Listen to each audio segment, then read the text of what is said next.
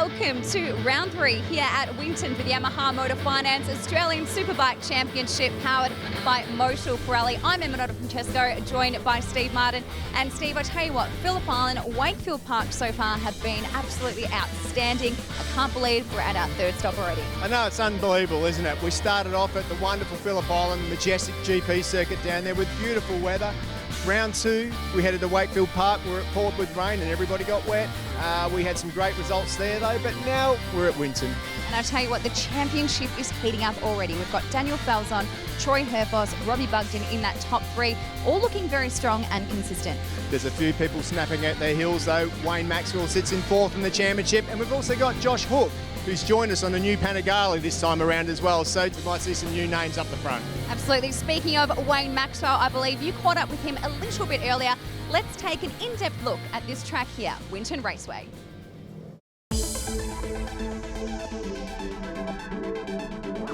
Hi, I'm Wayne Maxwell, number 47 in the Australian Superbike Championship. We're here at Winton Raceway, one of my favourite circuits on the calendar. It's super technical, and we're going to show you 3 points to make a fast lap around Winton.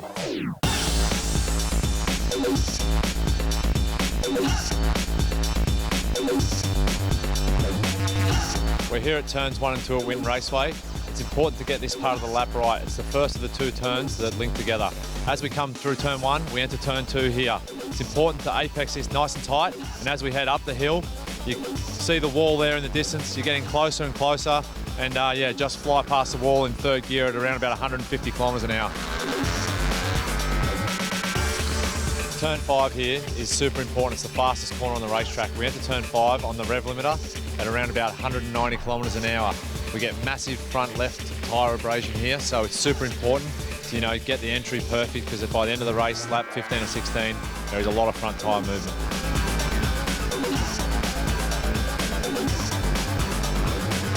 You put together a perfect 10 corners as we enter the final sector here, turn 11, the hardest braking point on the track. It's so easy to overcook it, it's super bumpy on the entry, and it is the final passing opportunity, and it could be crucial on the last lap tomorrow.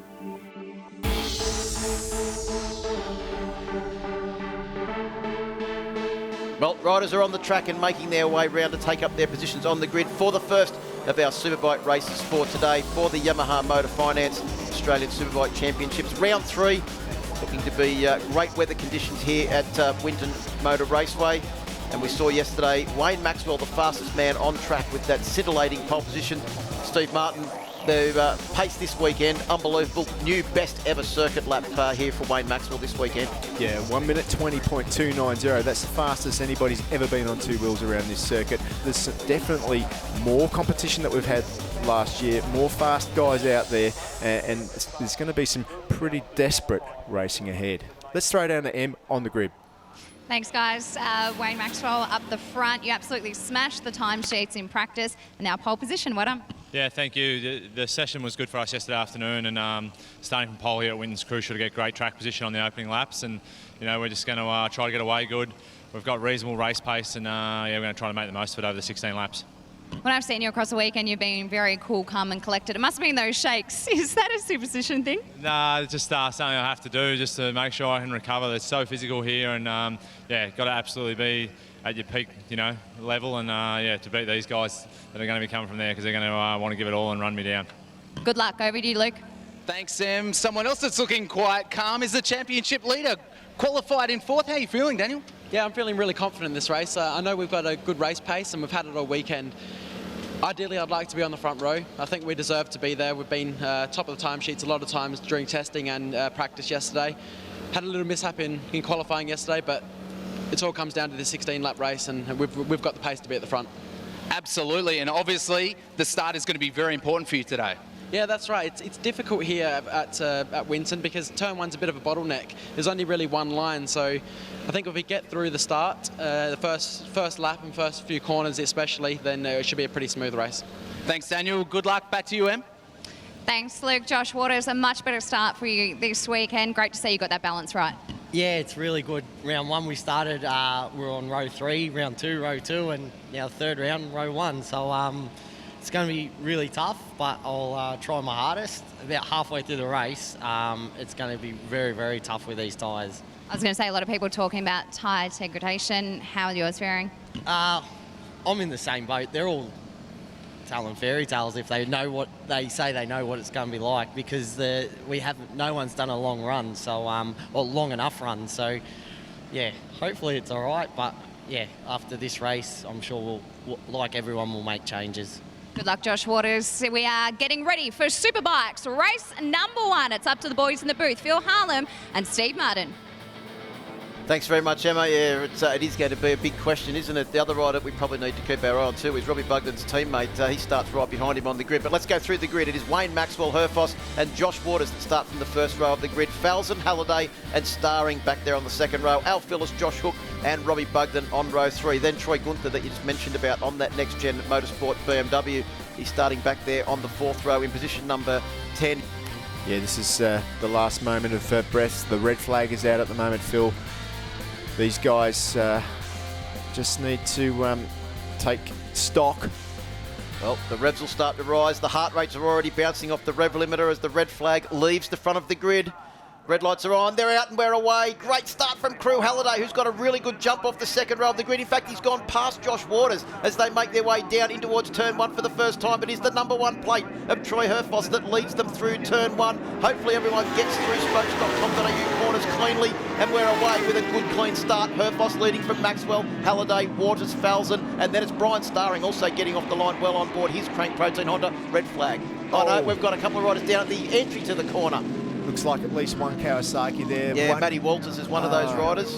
And that's an R1 that's gone down too. That looks like Adam Senior perhaps, just the colour of that R1 there. Well, let's see if we can get a replay, because it wasn't certainly in our vision there. We thought they were through. Yeah, but there was a big gap. I thought there was a big gap between one group of riders and the next group as they came through. Here we go with a replay of coming down into the first corner. Yeah, that was right up the inside, just lost it. Tagged that, right, I think that was Mitch Levy that got tagged and went down. Oh, okay, Mitch Levy, yeah. That was his bike that ended up way over on the left-hand side. Yeah, that's... Matt Walters also involved in that. There's Matt Walters there on the left-hand side of that screen. Is that Jack Baker on board bike number 99 as well? That's also been involved in that. Definitely a few of the boys down there. So that's 1, 2, 3 at least. But while we get ready for a restart in this first of our YMI Superbike races for today, we'll have a short break and be back here at Winton for the race start for race number 1.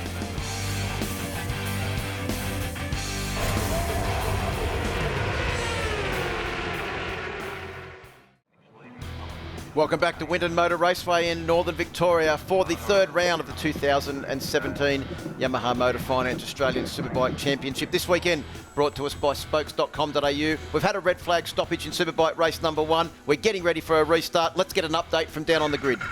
Yeah, thanks, Phil. I'm down here with bike number 12, Matt Walters. He was involved in that incident. Now, good news. You can see there he's working on the bike. He is okay. He got taken out on the inside, just a few tweaks. The tyre warmers have come off. Hopefully he gets out there in time. So the grid is reloaded. We've got Maxwell on pole position from Herfoss and Waters on the front row of the grid. Falzon, Halliday, Starring on the second row. Al Phillips, Josh Hook and Robbie Bugden on that 3rd row of the grid. And there we go, a restart for the race. The riders are away. Oh, a bit of a barging there between Falzon and Starring as they made their way down into the corner, spokes.com.au corner. It looks like everyone is through this time, Steve, and we're away with the race, with Herfoss leading Maxwell, a repeat of the first start. Good from Starring too. Starring's up there at the moment in 3rd position with Daniel Falzon just behind him. So Falzon with a good start, and Crew Halliday not quite as good as the first time through, but he'll be happy with 5th position at the moment. Josh Waters in 6th, went from the front of the grid to the 2nd row, so he's lost spots off the start. So Waters losed out. Robbie Bugden's come up through though in 7th position, and Alex Phillips just behind him. We said look out for Josh Hook, and guess who's in 8th position at the moment? Yeah, he's doing a good job. He's board on the Ducati, the Races Edge Performance, Craig McMartin Ducati for the first time this weekend. He's got Kyle Buckley, one of our leading rookies, right behind him as well. Has Josh Hook as the field streams their way down the YMI straight and into High-Tech Batteries corner. Herfoss aggressive early, back end of the Honda, starting to slide out as he made his way down into that late braking area. And the real battle at the front, though, is between the Pirelli runners at the moment with Herfoss, Maxwell, Starring, Falzon, Halliday in 5th position, the first of our Dunlop shot bikes. Wow, look at that great move by Falzon, just straight through on Brian Starring up the inside there. There was no room, but the young South Australian made room, and he moves up into 3rd position at the moment. So a good move by Falzon. He's always strong at the start of the races. Normally he whole shots the races. He stopped doing that, but he started getting on the podium a hell of a lot more. He also regards this as one of his favourite tracks. He reckons it's a real rider's track as well, Steve, with lots of technical sections, and they're heading for one of those technical sections now as they make their way down through Pirelli Corner and then down through the long sweeper at Suzuki, which then starts this very tight, twisty, and, well, most of the time, one-line area of the circuit.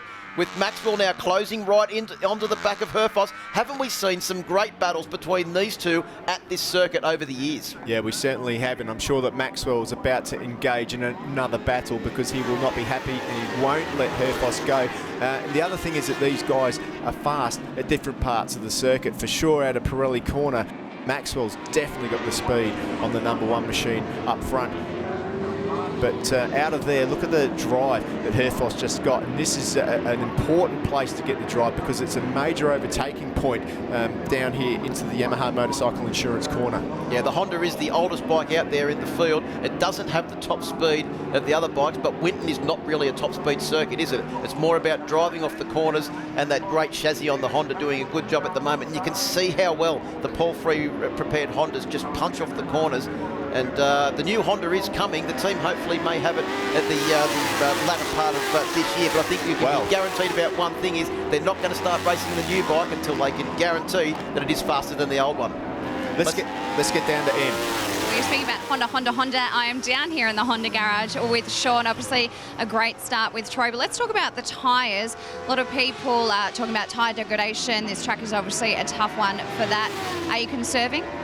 Yeah, we are conserving our tyre. We're just trying to control the pace out the front. The track is quite difficult with the surface. It's definitely a little bit different to when we raced here last year also, so it's changing how we need to go about using the tyre. Thanks, Sean. Good luck. But we've just seen two changes of position in very short order, not usually associated with places that you see a lot of overtaking, but Maxwell went into the lead, Herfoss took it back, and very close racing there, and Falzon has closed right in on the lead. Well, that's because Sean said that Herfoss was in front, and when he said that he needed to get back in front, he did it in style, but he knows he's got company now because that group of 3 looks like it's going to be a group of 4 or even soon. 5, because Crew Halliday is closing right in as well. Yeah, Brian Starring now right on the back of that group, also with Halliday there as well. And remember, Halliday on the Dunlops, those Dunlops will be starting to come in about now, nice and warm. And Halliday was the fastest man of that top group on the last lap at 21.4. Yeah. 22s for Herfoss, Maxwell and Falzon at the front, but the rest of the guys from 4th position. Yeah, and we've just got a new lap record from Herfoss as well, 21.229, so even quicker than he was before. These guys are absolutely ripping through the lap record.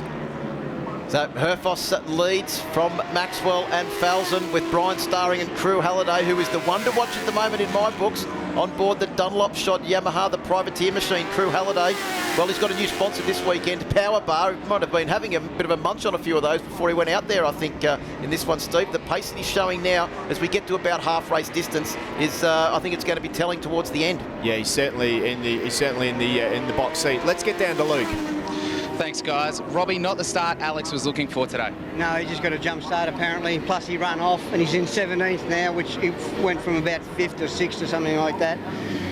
He ran off up there trying to get past another guy, and it's all over basically now. He just needs a couple of points, I suppose, if he can finish in the top 15. If you could get into his ear right now, what would you want to tell him?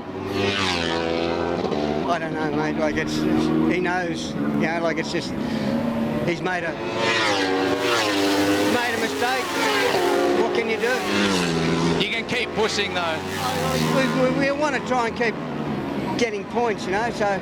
Thanks very much, Robbie. Back to you, boys. Well, yeah, Mr. Superbike himself, Robbie Phillis, a man that certainly needs no introduction to Australian motorcycle racing fans. As this battle between Herfoss and Maxwell continues at the front. In fact, on the last lap, Steve, they look to have taken a little bit of time out of Falzon. on board the Caterpillar Yamaha. So we've got factory Honda, factory Yamaha, privateer Yamaha, factory Honda, and another privateer Yamaha in this top 5 that have got a little bit of a lead now over the rest of the field. But Robbie Bugden on the last lap was actually into the 21s as well. In fact, he was 0.8 of a second faster than Crew Halliday. Crew Halliday was back into the 22s, but he got it all wrong coming down into this corner and lost a few tenths as he ran wide. Yeah, of course, Bugden, another guy out there on the Dunlop tyres. So he also, like Halliday, will be expecting to become stronger in the last half of this race. Well, I know the guys from Dunlop were going around assuring all the Dunlop runners, okay, the one-lap pace might not be as good as the Pirellis, but wait until the race. We're not in a bad position, and that's how it's working out at the moment with the Dunlop guys starting to make their way forward. But it is still about these two. Herfoss, the reigning champion, on bike number 1. Maxwell on bike number 47. And Falzon is trying to go with them. On the last lap, they were all back into the 21s as well. Only 0.2 of a second between the fastest and slowest in that top 3. Yeah, I mean, it's incredible to see the pace that these guys are setting out there. I mean, every lap is pretty much under the old lap record at the moment. And look, once again, out of the Pirelli corner, Maxwell gets great drive, but can't do anything with it there. It's very hard to pass around this Winton circuit. He might be able to dive up the inside here, but Herfoss is awake to that now. He's closing that line off. Maxwell tried it one lap before, and look at Herfoss, how defensive he's riding now. He knows that if he holds the inside line, there's not much he can do there. Wayne's almost next to him, but he can't get past, and then stand it upright and on the gas, and you can't pass down here. But that's a good drive by Maxwell. Keep an eye on him. This is an opportunity for him. Yeah, Herfoss is good on the brakes, but Maxwell gets up the inside, and Brian Starring has also gone back to 6th position with Halliday and Robbie Bugden getting past, but you see the drive out of the corner there of the Honda. He was very good there, was Troy Herfoss, and he goes back into the lead. No, he got the drive though, because I mean, Maxwell went in deep and he lost the drive out, and it's just so hard to pass around this circuit. There's a replay of Wayne Maxwell's move, but as you said, Steve, he ran wide, and Herfoss, who had gone in a little bit more conservative, got that great drive out of the corner. Even though he was on the outside of the circuit, had the best track position. Up the inside goes Maxwell again. Oh, that's so tight. Well, Maxwell had to pull out of that manoeuvre, and you can see he was on a different line there going into the corner. Halliday's already past Falzon, and Robbie Bugden goes past as well. So Falzon is now back to 5th position.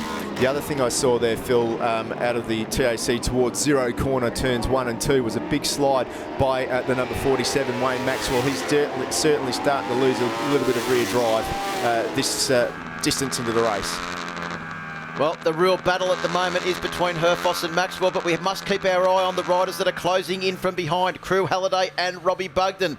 Well, Robbie Bugden, he is the stealth bomber of the championship so far, isn't he? He's been sneaking in underneath the radar, but I think he's well and truly, cover has been blown now as he sits in 4th position there, right on the back of Halliday's machine. So I've got Honda, Yamaha, Yamaha, Kawasaki, and Yamaha in that top 5. Absolutely. Bugden, 3rd in the championship at the moment. That's pretty impressive stuff for him. Crew Halliday won't be worrying about the championship at the moment. He just wants to get another race win here, something he did last year, and he's in 3rd position at the moment and catching up very quickly. Another slide from the number 47 on the edge of the tyre. Well, Crew Halliday would love nothing more than to get past that factory Yamaha of Wayne Maxwell.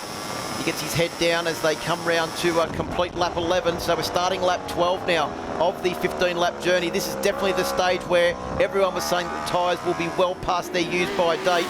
They all look pretty good coming out of there. Bugden even starting to get a little bit of movement around from the back of the BC Performance Kawasaki, but Halliday is the one that looks very, very smooth at the moment. Well, he knows how to win around here. He's done it maybe 3 or 4 months ago at the last round of the Australian Superbike Championship in 2016, and he was super fast at Wakefield Park too, but if you remember, he crashed there. I'm sure he's not going to make that mistake this time round. He hasn't had a podium this year that I can think of, and I reckon up the inside goes Maxwell. What a move. Can he hold it on the... Yes, he does. He pushes Herfoss wide, and he has to go around the outside of a back marker, but Maxwell is through now. Good move by him. Yeah, Hamish McMurray did a good job there to get out of the way once he saw Maxwell go past and the leading quartet of riders make their way through. Well, Maxwell has been the real benefactor of that, hasn't he? He's pulled out a nice little gap there over Herfoss and Halliday and Bugden.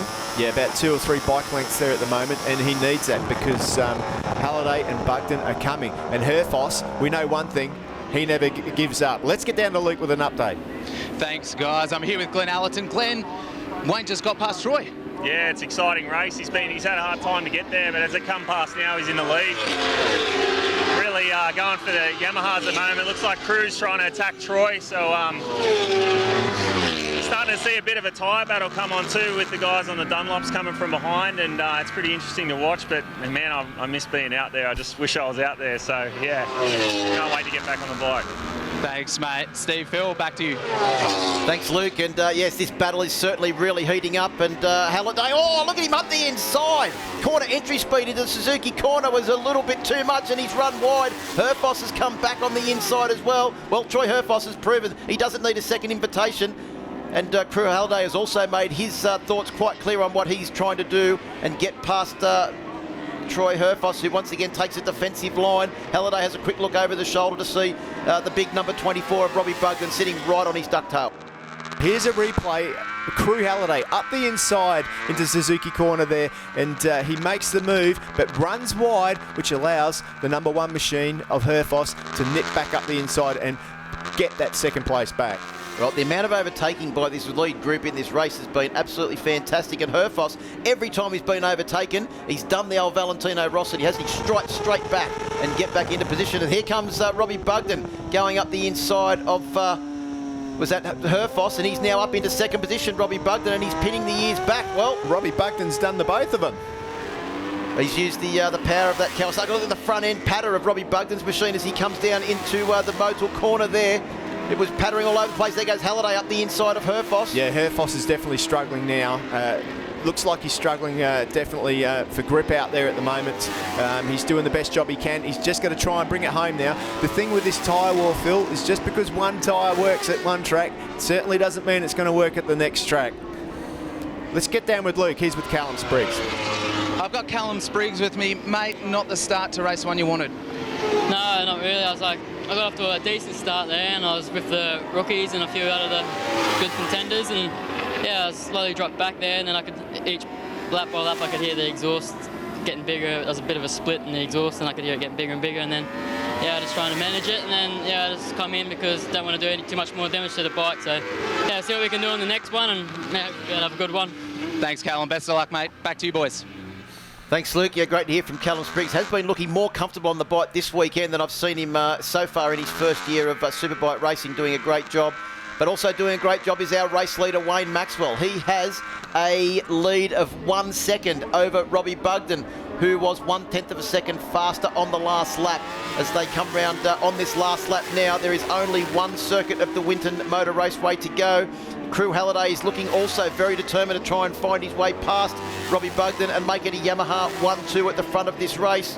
Yeah, I mean, this is it now for Crew Halliday. Winner here last time out. He really won't like to see Robbie Bugden in front of him, so we can be assured that he's going to have a bit of a battle with the man in front of him. But Maxwell out front, that gap of 1 second is down to 0.7. So we also know that Bugden, who hasn't had a victory here yet, he wants one. He certainly does.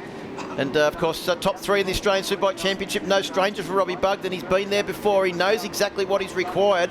And he's putting on a great last lap here. He's actually managed to get away a little bit from Crew Halliday, I think, as they come down the YMI straight and into High Tech Batteries corner. But Halliday closes up again on the brakes. Yeah, look, I think that Wayne has got this in hand. I think he's okay. He's got just enough of a gap now. Look at that gap. It's probably now, Crew Halliday, though, is closed right up. This is Crew's chance. If he can nip up the inside here, he's not going to do it. Looks like Maxwell will take the win. Bugden will get second. Halliday's in the slipstream, but I don't know if it's enough. No, it isn't. And Maxwell takes the win from Robbie Bugden and Crew Halliday. 0.6 of a second covers them as they came across the line. So they took nearly 0.4 of a second out of Wayne Maxwell on that last lap. And Maxwell scores his first victory for a considerable amount of time. Michael Blair came through and managed to finish inside the top 10. But here's a recap of your full results. Maxwell taking the win from Robbie Bugden and Crew Halliday. Herfoss, Falzon and Josh Hook up there as well. The great ride from Josh Hook. He's first on board the Ducati to take 6th position. Josh Waters, Brian Starring, Michael Blair and Corey Turner rounds out the top 10. A great result there for the Yamaha Privateer. Well, let's go down and hear from our top 3. Some interesting stories surely coming from race number 1. Yeah, look, we might have to make a modification because the other guys were coming a bit, so we just need a bit longevity or try to get clean air earlier. I had pace, I was trying to pass Troy, but he's such a wily character, and his bike jumps off the turns really good, but I can carry it through the middle corner, so need some clear air and we can push on. This BC Performance Kawasaki ZX10 Ninjas, you know, it's shown it's good on all sorts of circuits. You know, we did struggle a little bit all weekend, but certainly with that one lap pace. But all weekend we were quietly comfortable that we had a good race pace, and you know, we just showed that just now. And you know, I think maybe if we had another 1 or 2 laps, I might have been able to give something to Wayne. But you know, I'll take second place, and it's another bunch of points towards our championship. And yeah, we'll keep going, see what we can do this Savo. I'm actually disappointed with that, even though first podium of the year, I felt like I could have won that race, but you know, looked at everyone's tyres when we come in, we're pretty good.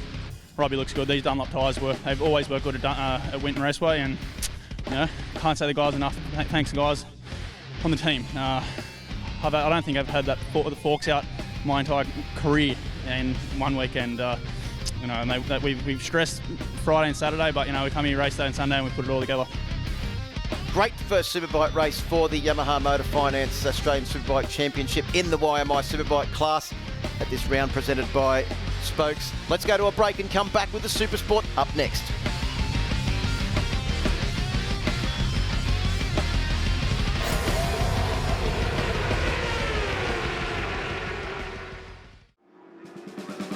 Welcome back to Winton Motor Raceway in Victoria as we continue the action from round 3 of the 2017 Yamaha Motor Finance Australian Superbike Championship, and race 1 for the Supersport class is next up on the agenda. And the Supersport class this year has been absolutely sensational in the racing. Ted Collins led the championship by 1 point coming in. He doubled that by scoring his first ever pole position here at Winton.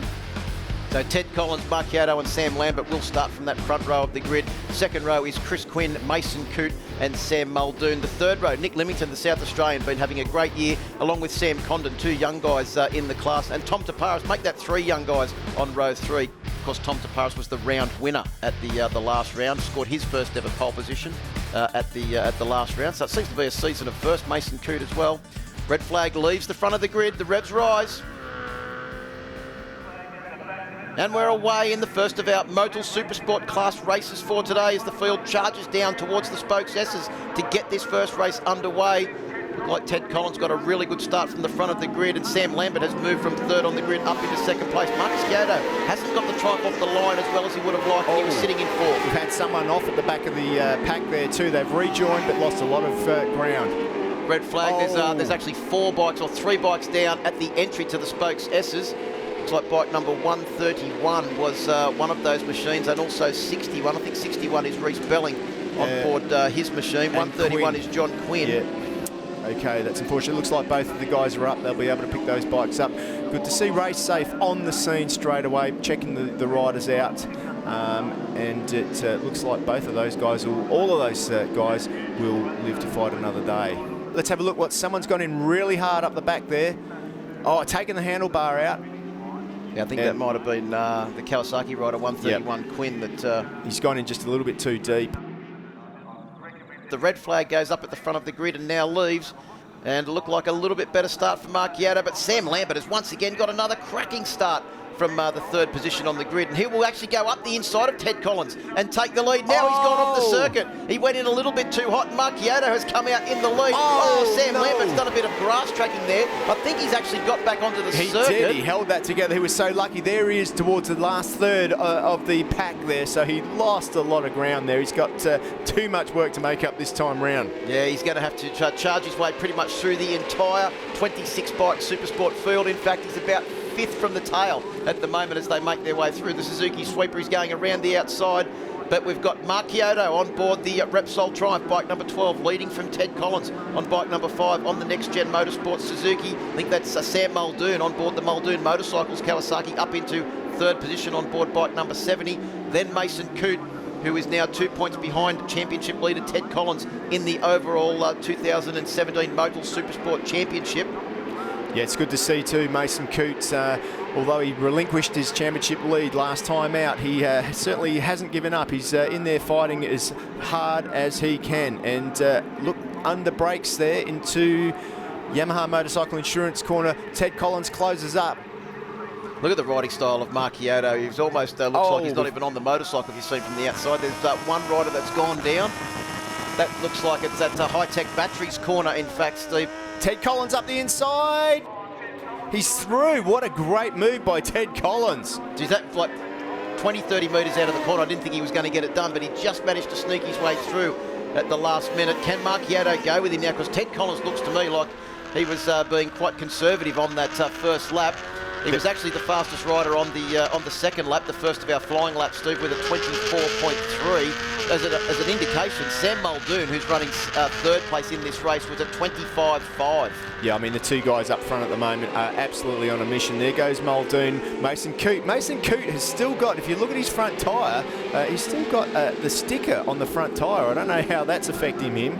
He's also done the two siding laps and warm-up lap for the first race, and then another one for this one. It should be worn off by now. I don't know what the story is with that. Nick Limington right behind in that group as well on board the Fluoro machine, the race centre machine. You can see Nick Limington there, and right on the back of him is Tom Taparis, the round victor from Wakefield Park. Another guy that's a young man in a hurry. There's Damon Reese. Did you see how much he caught up under brakes? That was a great move by him. He's quite a big lad, is Reese, but he's certainly good on the brakes. Yeah, the Honda probably doesn't have the top speed of some of the other bikes, but he's obviously got a lot of confidence in the front end and the braking capabilities of that bike as he went up the inside of Mason Coote. And then around the outside. Coote came back strongly on the inside, didn't he, in between Yamaha Motor Insurance corner and Yamaha corner. Yeah, I'm not so sure that Coote hasn't got some sort of front tyre issue there with with that sticker still being there. It just doesn't make sense. So he's also got a bit of a shoulder injury coming into this round as well. And Collins is, well, he'll be applying for his own postcode. He's going that fast at the moment. Well, he's a long way ahead of the rest of the field. Well, I think they're going to have to rename this the Ted Collins Circuit because that is a new lap record, my friend. 22.8 eclipses the old lap record of Crew Halliday, set way back in the day to 24. Well, Lambert now is all over the back of Mason Coote. This is a great recovery from Sam Lambert as he dives up the inside. He's been doing those lap times through traffic, Steve. It is so much harder to try and do a lap time like that when you've got this amount of traffic to deal with. Ted Collins is out the front. He's got no one else to worry about. Lambert is having to virtually overtake pretty much the entire field. Lambert's still in a chance for getting a podium. He's got to try and chase down Sam Muldoon now. Marcus Chiodo probably out of reach, but I reckon that if he keeps riding like this, he can get to the front of that group, catch Muldoon, and perhaps get a podium. And I'll tell you what, when you start as far up the grid as he did, to run off and have to come back through from there, he's riding with a lot of aggression at the moment. You can see that on the way in there. He's really on the brakes. Once again, Mason Coote running wide. Yeah, he ran very wide there, and Tom Taparis was straight up the inside of him as they came through Yamaha Motor Finance corner.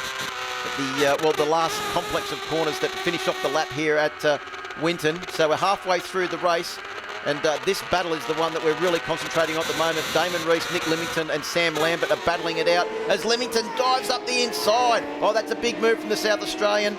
And I'll tell you what, the race centre guys have been working extremely hard on the preparation and the suspension set up on that motorcycle, and Nick Limington looked to have a lot of confidence there. You know what, I think Nick Limington's coming of age. He's had a pretty tough round the outside. Nearly. What a great move, but he just didn't quite get there. I think Reese saw him coming and may have just ran a little bit wider, and Sam Lambert had to pull out of that manoeuvre.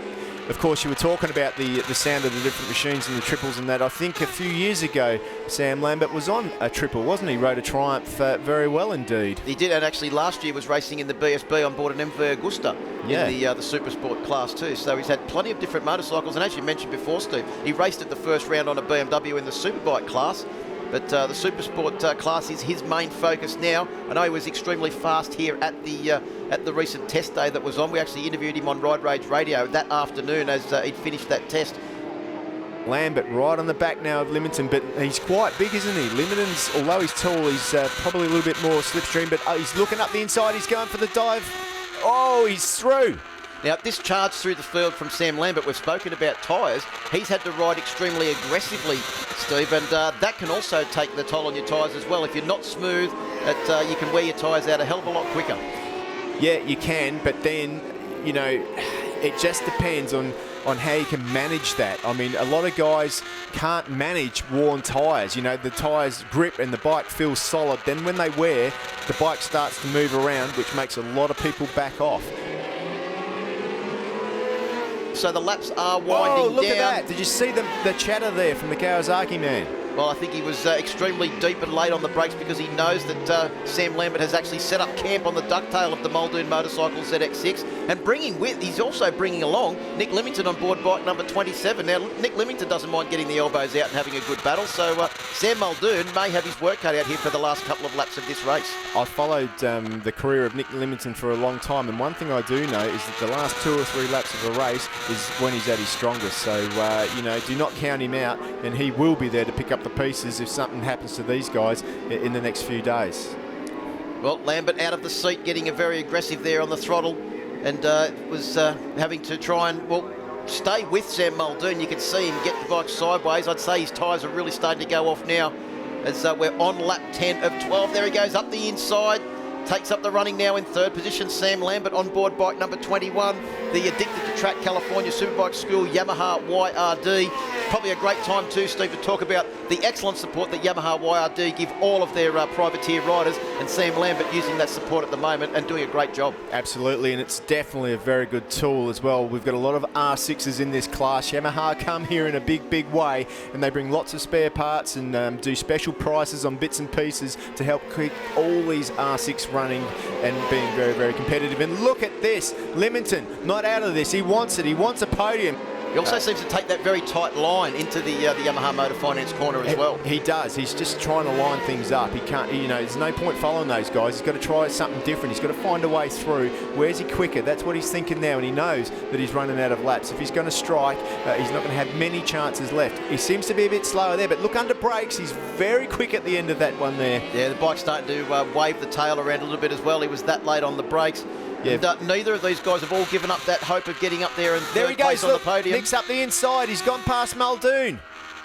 Does he run wide on the exit? He holds it. No, that's a great ride there from Nick Limington to sneak up the inside there and then hold the bike on track. And he's now got his eyes set on Sam Lambert right ahead. This is the start of the last lap now. Only 1 lap of the Winton venue to go for the first of our Motul 600 Supersport races. And Muldoon has got a bit of work to do. Limington out of the seat. He's given it everything he's got. Those Pirellis are working hard. And Marchiotto is just in front of them. He's not far ahead of this battle, so this could turn into a battle for 2nd, 3rd, 4th and 5th. Yeah, Kyoto's obviously backed it off. I wonder if he knows he's only got a second to lose now. He's going to come back to this if he keeps that pace up. He needs to open the tap. Well, just wondering how the tyres are going for all of these guys, because we've seen Limington out of the seat. Kyoto's got big problems. Well, also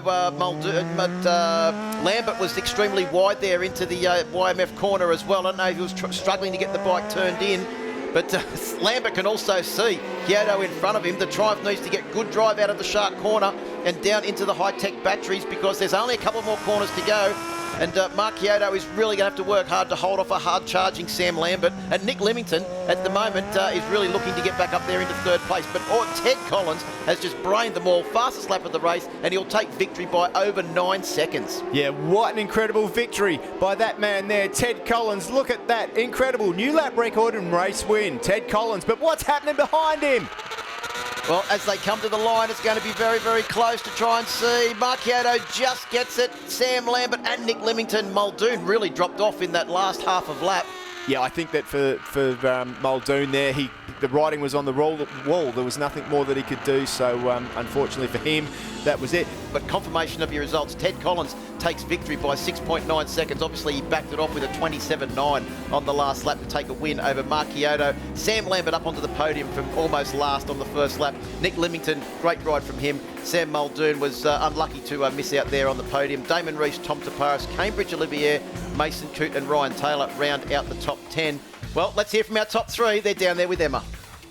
Team just told me we did 2:22 in a row lap times, so that's crazy. That's way faster than what we did in qualifying. So, but now then after I got a gap on Mark, I could see it on my board, and I just tried to maintain that gap. And the Next Gen Motorsports team and traction control suspension have given me the awesome bike to ride, and I just having so much fun out there. Ted's going, I think, a full 1.5 seconds faster than any of us. Yeah, no, it's definitely a good track though, and yeah, it was a good race as well. Made a too greedy move at the start there. I should have just sat in second off the start, but I felt like I could have gone for it and I just missed out, but I'm glad I was able to fight back up and get on the podium.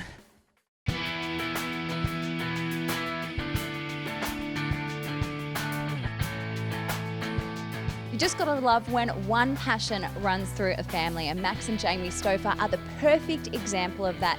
Jamie is a 2-time Superbike champion, and Maxwell is only 13 years of age, and now you're part of the Junior GP Cup. How's it all going? It's going pretty good. Improving my lap times nearly every time, so I'm happy with myself. It's going to be a great season for you. And Jamie, how did it all start for you? Yeah, well, it started off with, I was racing dirt track in my early years, and we ended up going road racing and had a fairly successful career. And it's always been a family affair. We all travel together, and it's once I stopped racing at the end of last year, Max decided. Well, he didn't decide until earlier this year that he wanted to have a go at road racing, and so here we are. We got a bike. YRD offered him a bike to ride, and we turned up. Got it a week before the first round, and turned up there and had a ride, and he seems to like it. So need to we're coming to the meetings now, and he's going quite good. He seems to like it and improving all the time. So hopefully, he goes out there and has a bit of fun. Max, following Dad's footsteps, I'm sure you want to be a champion one day. Yeah, hopefully. I'd like to make it to that stage one day. So good luck for the year. Thank you.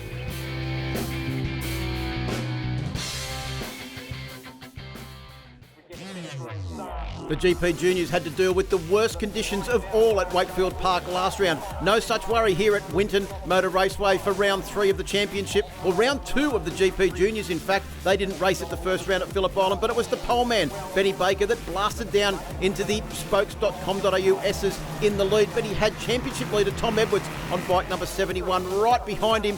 Then it turned into a 4-way battle for the lead. Tom Edwards going up the inside at YMI corner, and joining onto the back of the lead group was also Jack Cousins on board bike number 34, the TM Performance Yamaha R15. Of course, all of these bikes are shod with the same Bridgestone tyres, and the bikes are all exactly the same specification, so it really comes down to rider talent. And as you can see there from John Littris, a good dose of slipstreaming as well. As the top 5 started to pull away from the rest of the field, it was the former dirt tracker John Littris that took the lead as he came out onto the YMF straight, but there was slipstreaming aplenty. Joel Kelso went up the inside. Tom Edwards said thanks very much as the door opened, and he came through to take up the lead, with Jack Cousins on 34 moving up into second place. Unfortunately, there was an incident between Jack Cousins and Joel Kelso, resulting in Jack Cousins putting his bike down, hitting the air fence, and the race was red flagged after 3 of the scheduled 5 laps, with top points going to John Littris, who led at the completion of lap number 3. Joel Kelso took second, and Tom Edwards took third. GP Juniors race number 3 got away with Ben Baker once again getting a great jump on the rest of the field from pole position down into the spokes.com.au corners, with Kelso slotting into second place, and John Littris on bike number 308 up there into third. Tom Edwards back into 4th place. Very unusual to see him that far back, but it didn't take long before the rider on bike number 71 really made his presence felt. He's the oldest, the tallest and most experienced rider in the field, and it wasn't long before he took the lead, but the rest of the riders went with him as well. Littris, who won race number 2, was right up there into the lead as they came through spokes again, but Kelso and Ben Baker made it a real 4-way battle for the lead, and this dice went on for the entire race distance. You can see there Joel Kelso, the young Northern Territorian, making a big move through Suzuki to go from 4th to 2nd place in one fell swoop. But there was overtaking aplenty every time they came onto the straight. It was slipstreaming duels all the way into the corners, with Littris having the lead into the corner. Edwards coming up the inside, couldn't find his way past there, but it wasn't long and he was back in the lead, with Littris trying to find his way past. Kelso right behind him, and Ben Baker on the back of the 4-bike group. As they came into the S's, unfortunately Littris went down. Kelso had to take evasive action, and Ben Baker made his way through into second position. At the flag, it was Tom Edwards that took the win by 0.016 of a second, with Baker in second and Kelso got third. There was a whole heap of them who were fast up the front, and that definitely made it a better weekend. I was just sitting behind waiting for someone to crash. And then he done it, and I was lucky enough to get through. Kelso had to run off. Yeah, it was a good race. Can't wait for the next one. Yeah, it was a great race. Unfortunately, on the second last lap, I had to avoid a crash and put me back to 3rd position, but I'm really happy with the results this weekend, and can't wait for the next round. Highlights now from race 3 of the Yamaha R3 Cup. Races 1 and 2 completely dominated by Jack Mahaffey, our pole man, on board the JDS Moto Yamaha R3 bike number 37. But he had to play second fiddle to Tom Edwards as they came down into the spokes S's for the start of race number 3. But it wasn't long before Mahaffey on bike number 37 was right onto the back of Edwards and trying to find a way past with fast starting Hunter Ford on board bike number 20 also in the mix as well. There goes Mahaffey up the inside of Tom Edwards to take over the race lead. Corey Briffa was also starting to make his way through the field as well. And championship leader coming into this round, Jack Passfield on board bike number 42, was sitting back in 4th position. A great little battle ensued between Hunter Ford and also the fast man from the Yamaha R3 Cup and GP Juniors, Tom Edwards there. A little bit of a touch, but that's what we expect in Yamaha R3 Cup racing. And then a little bit of eternal optimism from Hunter Ford saying, follow me. I don't think there's going to be any of that in the Yamaha R3 Cup. Great battle here between Corey Briffa on board bike number 23 and the 24 machine of the young firebrand Ben Bramich as well, as they went to battle, as they do in the Yamaha R3 Cup. Doesn't matter if you're looking at first or second, third or fourth, or a little bit further back in the field, the battles are always on, and the battles went all the way to the flag. But no one could get anywhere near this man all weekend. Jack Mahaffey, a perfect weekend, came into the round 10th in the championship, has moved up considerably with the perfect round, 3 wins and pole position. I went off a crash in the Super Sport 300, try not to get my own confidence down. Yeah, it was a really good race and try to keep my focus and get those laps down, hit those lines every time. The chicane's a bit hard and yeah, just couldn't quite catch Jack again, but it was a good race with Tom. I felt like I had a good pace through it and couldn't tag onto the back of Jack, but ended up finishing 3rd, so that was good, and didn't throw it down the road, so it got me a few more points. Don't go too far away. Coming up after the break, all of the action from race number 3 of the Hi-Tech Batteries Super Sport 300 class.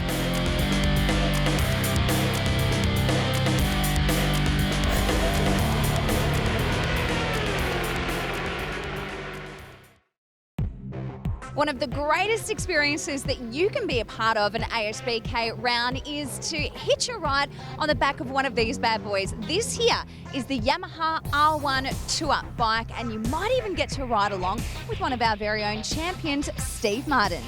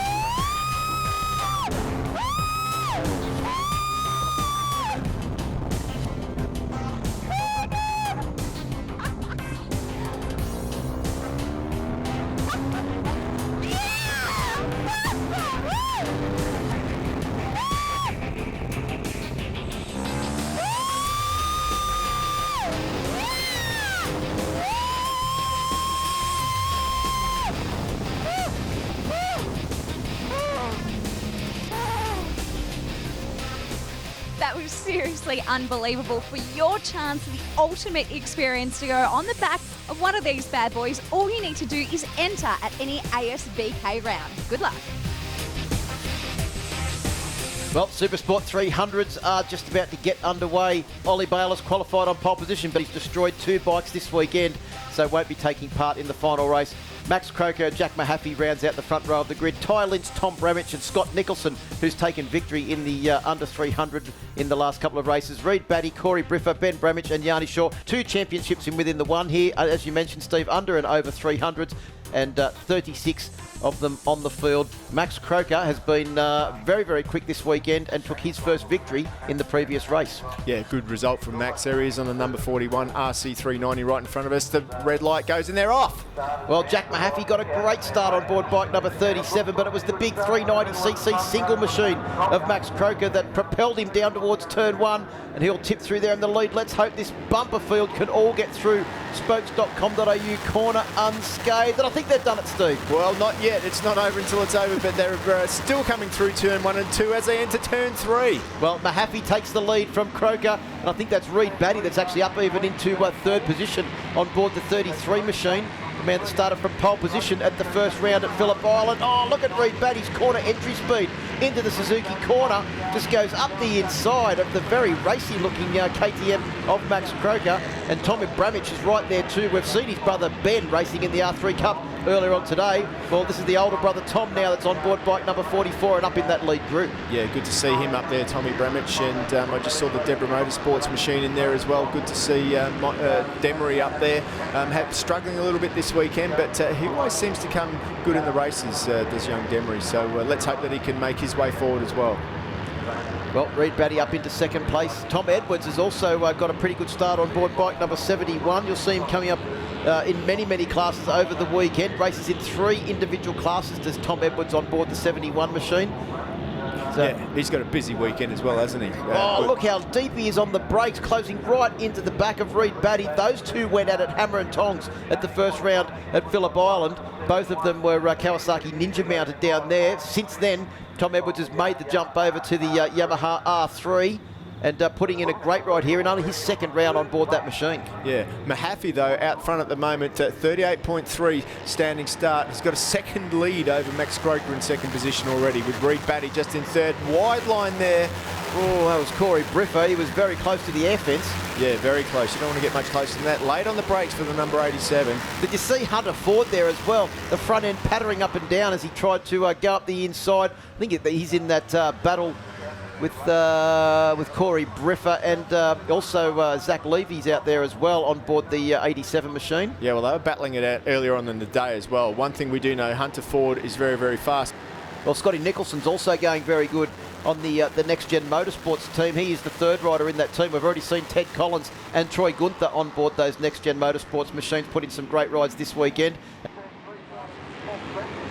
Look at Max Croker's style. How GP inspired is that? The rider with a fair bit of experience too. He's raced overseas. Yeah, he's raced in the Moto 2 class at the CEV level. So he definitely, if anyone's going to have a Moto 3 style, it's him. And he also raced. I remember him quite a few years ago when he was probably half the height that he is now on a Moto 3 bike, racing around Broadwood when he was quite young. So he's been doing this for a long time now, as Maxi Croker. And he is actually extremely tall, isn't he? He'd have to be over 6 foot. Tommy Edwards up the inside. Oh. How much confidence did he have in the front end of his number 71 R3 there as he just went sliding up the inside? And you've got to say that KTM looks probably the most racy out of all of the motorcycles out there. Yeah, definitely a lot of different concepts out there. The 390cc single engine in the KTM. Everything else out there is like twin cylinder. Whoa, wide there for the number 44, Tommy Bramich, but managed to pull it all together. Reed Batty just behind him. Well, Max Croker's back up into second position now. Here goes Edwards back down the inside. This is what we love about this class, the close, hard racing, no quarter asked nor given. And Edwards now back up into second place. But once again, it is Jack Mahaffey showing a clean pair of heels, a 133.160. I've lost count of the amount of lap records that Jack Mahaffey has set this weekend. Yeah, it's certainly a lot. And he's going to, when he looks back and sees the group of guys fighting together in the background there, he's going to be pretty happy, because these guys are going to start slowing themselves down if they keep battling like this. Well, he didn't have the pace over one lap, Mahaffey, because both Ollie Bayliss and Max Croker qualified faster than him. But what he has showed, he's able to reel off consistent laps, one after the other in the races, to take impressive victories in, I think, 5 of the 6 races so far this weekend. So he's been going very, very fast and consistently fast. Oh, who's that off the track? 148. That is Nathan Boland. Nathan Boland's had an off-track excursion there, unfortunately for him. But meanwhile, back out front, it is Tommy Edwards in second position. But Mahaffey now, what's that lead now? It's got to be over 3 seconds as he goes past. It's, yeah, definitely over 3 seconds. 3.2 seconds the lead. Oh, Croker's off! Oh, and he's taken Tommy Edwards with him. He looks like his leg is actually caught up in the back of Tommy Edwards' machine. Hopefully he can extricate his leg. He has, and then Tommy Edwards says, right, I'm off. Croker's bike is actually, well, it's a fair way off the circuit. With his leg being caught in that machine, I wouldn't be surprised that the Race Safe need to get out there very, very quickly. Well, Race Safe are already there, so let's find out. But meanwhile, Max has gone in too hot. He got bumped by Tommy Edwards, and his foot's gone up in there, and it's caught. Oh, that doesn't look good, but you know what? It doesn't look that... I think he's got away with that. I think he's probably shocked. I think it looks like he might be lucky there. Let's wait and see. But the good news is that we've got people out there. What about the skills from Tommy Edwards, though, to keep the bike upright? Because if that had have gone over, it could have been a whole lot worse. You know what? Tommy Edwards, I take my hat off to him.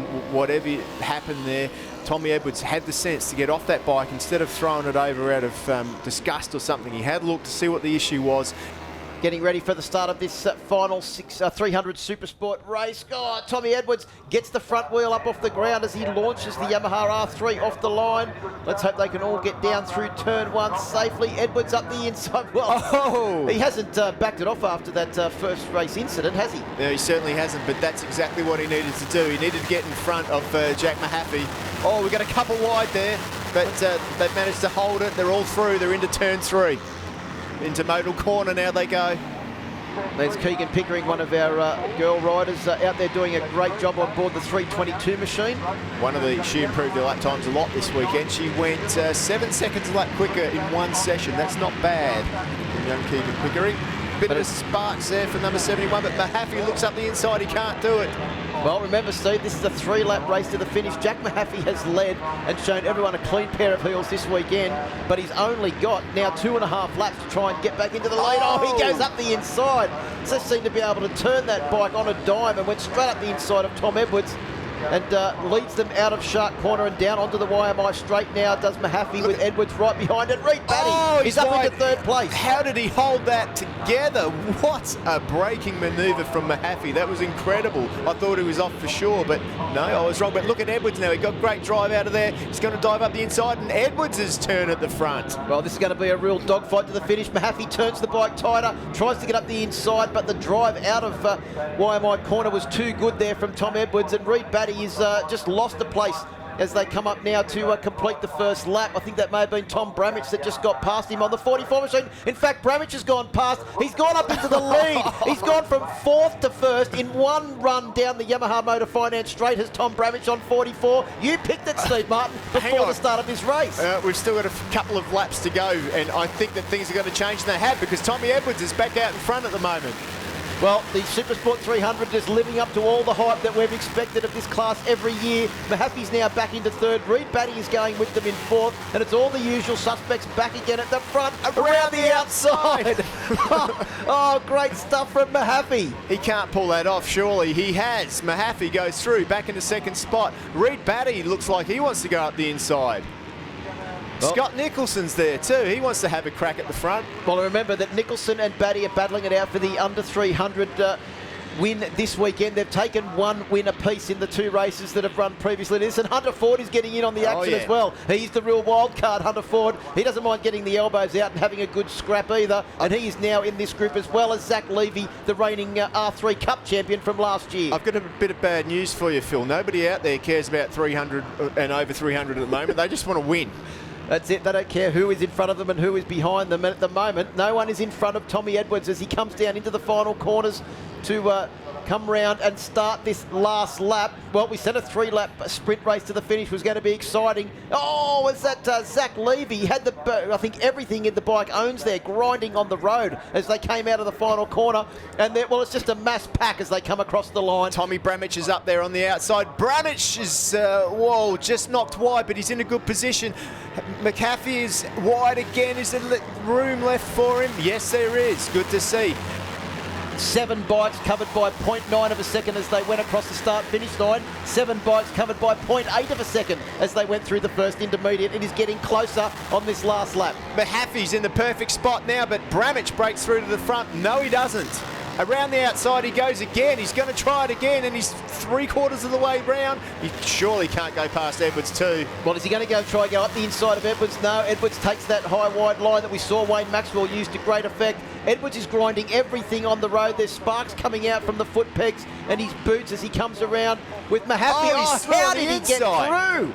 That is unbelievable from Jack Mahaffey on board bike number 37. Hopefully everyone did come over to asbk.com.au that was watching the live telecast on SBS, because this race is unbelievable. We're only got 3 corners to go now through high-tech batteries for the final time.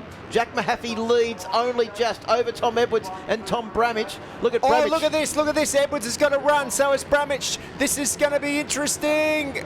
Oh! Bramich up the inside. Mahaffey comes around and goes back into the lead. No, yes, he does. Oh, inside run there from Bramich. He's got a good ride. Edwards has looked over his shoulder. Is that going to cost him the race win as they come for the slipstream to the line? It is going to be so it's close. Mahaffey. Oh, that was... Bramich wins it. There was nothing in that as they came across the line. 0.016 of a second to Tom Bramich over Jack Mahaffey. He was on the inside of the circuit, and I thought that the moment Mahaffey came out of the final corner and looked over his shoulder, that might have cost him, and it did in the end. 0.016 of a second. Nobody knows who won. Nobody knows. Look, no one's celebrating out there at the moment. Well, here's the confirmation of the top 10. Tom Bramich takes the win by 0.016 of a second over Jack Mahaffey and Zach Levy. Reed Batty, Tom Edwards and Scott Nicholson, 4th, 5th and 6th position. Brandon Demery, Hunter Ford, Jack Passfield and Corey Briffer round out the top 10, with Ben Bramich taking out 11th position. Boyd Hocking in 12th. Yanni Shaw back in 13th. Let's go down to Emmett after an action-packed Supersport 300 race. Pretty full on after the red flag, only having a 3-lap race. Everyone's pretty desperate to get to the front as quick as possible. And I'm just super apt to come out with the round win after such a hard start to the season. Can't thank my team enough. Well, we've got to get off to a break. We'll be back shortly at Winton for the 2 races to finish off today's action.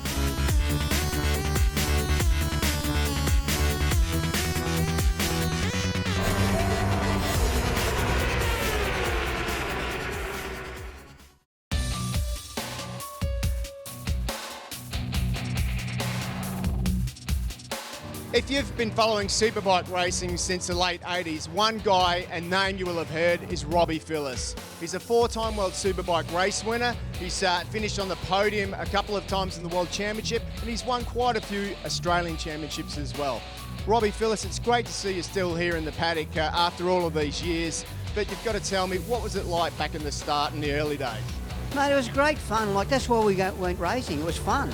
And then if you're good at it, people give you stuff. So that made it even better to go to the next race meeting, you know, like so you go out, you'd ride, you might have a win or whatever, break a lap record, and it was fun, you know, like, and that's what it was all about.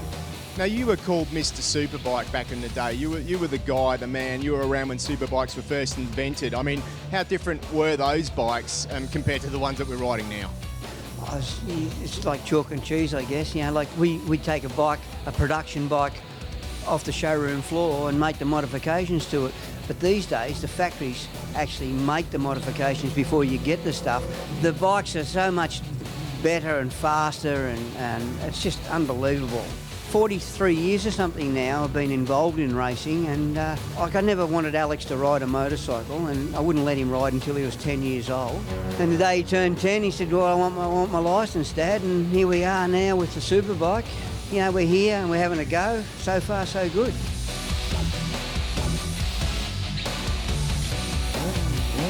Welcome back to Winton as we get ready for the second of our Supersport races for today.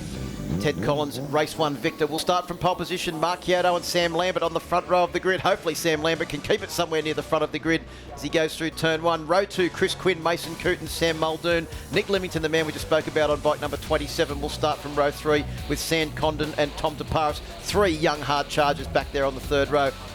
Oh, green flag at the rear, red flag at the front. The red flag leaves the grid. The race safe car moves into position. Revs rise. We're away. Oh, great start from Sam Lambert's machine there on the third position on the grid. He's going to tuck in behind Ted Collins as they come down through. Hopefully everyone manages to get through there safely. And spokes.com.au corner doesn't catch out anyone.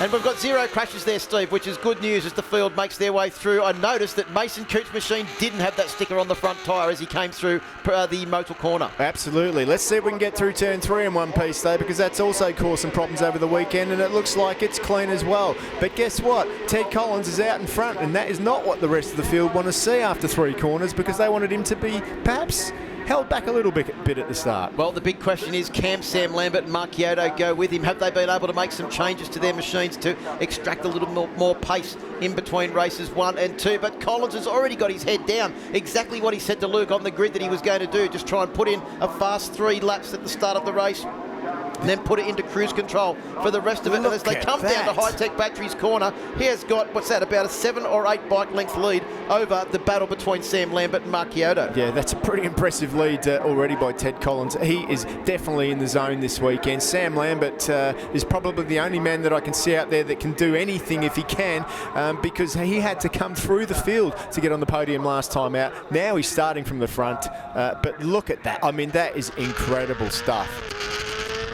Well, his time from a standing start, a 1:27. He is nearly 2 seconds faster than anybody else. He has a lead of 1.8 seconds after 1 lap of the Winton Motor Raceway circuit. That battle between Mason Coote and Sam Muldoon is starting to heat up as well, and right onto the back of them is Nick Leamington as well on board the 27 machine. Yeah, Nick Leamington's left himself work to do again. He's behind those 2 guys. He finished 4th in race 1 today, did Nick Leamington, and so once again he didn't probably get the start that he needed with work to do to catch up to Muldoon and Coote in front of him.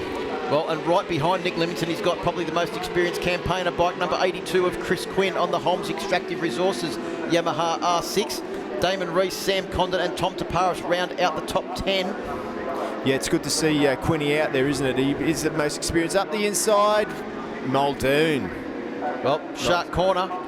I'll tell you what, if you watch the R6 of Mason Coote every now and then, something drags on the ground as well. I see the odd spark coming out of it. Obviously a foot peg or something just touching down. So maybe something a little bit different to the setup in that bike. It certainly looks like it's moving around. There's Leamington though, catches up under brakes. It looks like he's going to try and dive up the inside, but not this time. Yeah, good. Well, a big group of bikes here, led by Sam Muldoon at the moment. It's all the way back to about Sam Condon, I think, is on the back of that group. No, Tom Taparis. So that is all the way from 4th back to 10th position in that group as they make their way down into TAC towards 0 corner. Mason Coote, extremely strong on the brakes on board bike number 53. Of course, led the championship after the first round at Phillip Island. Here comes Muldoon back up the inside. A couple of changes of position in 2 corners. These guys are really going for it, aren't we? We saw Muldoon said that on the grid that he was going to give it everything that he's got, and he's certainly trying a bit harder than he was in race 1. Here's a replay of Mason Coote up the inside into the TAC towards 0 corner. A great manoeuvre there up the inside of Muldoon, but it didn't last long, did it? Because Muldoon decided that he was going to strike back quick, and he did that in turn 3. The very next corner, and that battle is now resumed.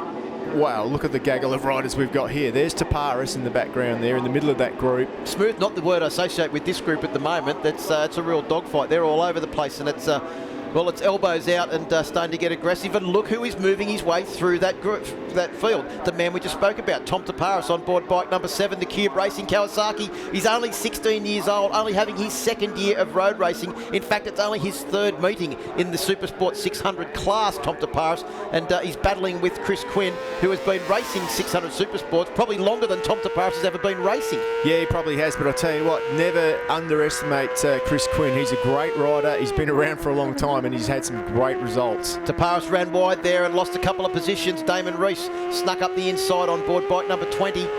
the Honda machine, and now Tom Taparis has got his old foe from last year, Sam Condon, right on his tail on board the Bike Beers Yamaha YZ FR6. I'm still waiting to see what Reese is going to do, because when he's that close, he always fires at one point, doesn't he? There he is. His dad's Tony Reese, used to race, of course, and Damon Reese is also out there having to go on the 600 Honda as well. And as we mentioned earlier on this morning, they did actually create history this year in winning the New Zealand Superbike and Supersport Championships between the two of them. Really? Tony Reese, New Zealand Superbike champion over the Christmas break. That was only just decided in court a couple of weeks ago. But yes, they've done the double between the two of them, and great to see that Damon's come out here to race in Australia. This is his second round. He raced at Wakefield Park as well, and certainly was extremely quick down there. But you were just speaking about Chris Quinn and how experienced he is, and he's managed to find his way to the front of that group now, getting the better of Mason Coote, moving up into 5th position. Yeah, good to see Sam Muldoon's cleared out now. You can see the gap between those two riders, probably about a couple of seconds now. So it'd be interesting to keep an eye on the lap times. Let's see. Muldoon, as he crosses the line, has just done a 25.6, and any minute Chris Quinn's going to go over. He's also done a 25.6, passing some guys. But look at Rees, he is out of control. He's going for it. Well, that's exactly what he saw of him at Wakefield Park as well. He certainly rides the bike extremely loose. And you can see the back end just raising up as he came in over the bumps down into Motul Corner. Down now through Pirelli Corner. You can see the scrapes there where it's caught a couple of people out this weekend. Now Chris Quinn, of course, from Lismore in New South Wales, and Coopers was the colour of his bike a couple of years ago. He's still got Coopers as a sponsor, but he's mixed it up a bit this year with a new sponsor. Well, not a new sponsor, an old sponsor, just changed the colour scheme. Well, let's go down to Luke, who's in the pits, and an update. Thanks very much, guys. I'm here with Nick right now. Nick, what seems to be the problem? I just went into turn 1 on the last lap, and I was just no brakes at all, going at 200 k's an hour and no brakes. So it's quite a scary thing. I thought I might come in instead of staying out just in case, but yeah, unfortunate end to the weekend, but that's how it is. So it doesn't look like you'll be able to get back out there? No, I don't think so, unless we can find a solution to the problem now, but not at the moment. Sorry to hear that, mate. Best of luck moving forward. Cheers, back to you guys. Yeah, that's unfortunate for Nick. He had such a strong race earlier on today in race 1. Look at that, he's really out of control. Yep, great there for Sam Lambert. He's able to just surf on the edge of traction. Oh, back to this battle as well, which has been going on. Tom Taparis on bike number 7. He's trying to find his way past Mason Coote. And this is the battle for 5th all the way through to, I think it's the 8th or 9th position, because not too far behind Tom Taparis is Sam Condon. Let's go back down to the pit with Emma. Someone that's been a part of this category before. I'm down here in pit lane with Josh Hook. And what do you think of the talent out there for this category at the moment?